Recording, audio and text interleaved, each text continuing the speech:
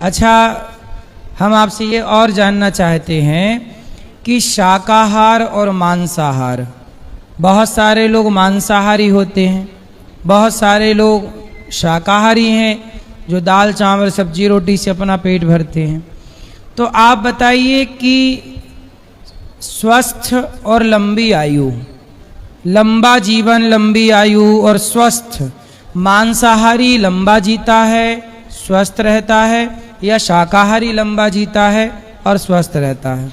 देखो, जहाँ स्वस्थ की बात है वो तो जो लोग बिल्कुल मांस मदिरा नहीं लेते वो स्वस्थ रहते हैं, वो मरते दम तक स्वस्थ रहते हैं। और इसकी बहुत सारी एग्जाम्पलें हैं। कई लोग मुझे आके कहेंगे, गोल साहब मैं तो कुछ खाता पीता नहीं, मैंने कभी उल्टा सीधा नहीं खाया, मेरे को क्यों हो गया, मेरा लीवर क्यों खराब हो गया? हाँ, बहुत सारे को लीवर हो जाता है। हाँ, बहुत सारे लोग कहते हैं कि मैं तो, बहुत सारी महिलाएं आती हैं कहती, गोल साहब हमारे तो घर में शराब का नाम तक नहीं आता, हमें लीवर क्यों खराब हो गया?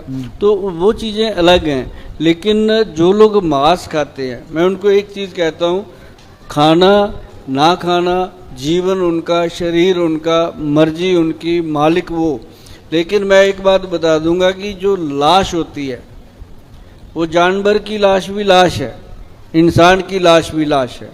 हमारे घर में कोई मर जाए, चाहे वो अपना सगा कौन हो, कोई भी अपना नज़दीकी होगा, घर में कोई बगाया पराया तो होता नहीं, तो हम उसको थोड़ी देर के बाद, 2-3 घंटे के बाद कहते हैं उठाओ भाई, नहीं तो इसके इर्द गिर्द बर्फ़ लगाओ भाई, इसमें गंदगी आ जाएगी, स्मेल आएगी, खराब हो जाएगा।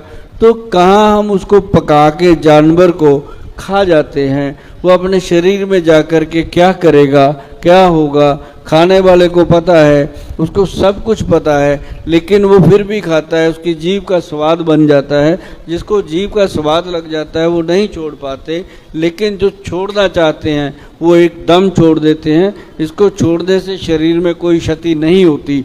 हाँ, ये ज़रूर है कि जो लोग मांस नहीं खाते, शाकाहारी लोग हैं, उनका सबसे बेहतर होता है। अब जैसे मान लो आप हाथी का एग्जाम्पल लो, शाकाहारी जीव है, और बहुत सारे जीव और भी हैं, और अपने इंसान भी हैं जो संत लोग हैं, 100-100 साल की उम्र लेकर के गए हैं, वो सारे शाकाहारी थे। तो बिना मांस के भी जीवन को जिया जा सकता है, बिना शराब के, बिना नशे के जीवन को जिया जा सकता है। और बहुत बढ़िया तरीके से अगर नशा लेना है तो अपने परिवार का लीजिए, अपनी माता को, बहन को, अपने बच्चों को आई लव यू बोलिए, उनसे आई लव यू कहलवाइए, घर में एक माहौल बनाइए प्यार का।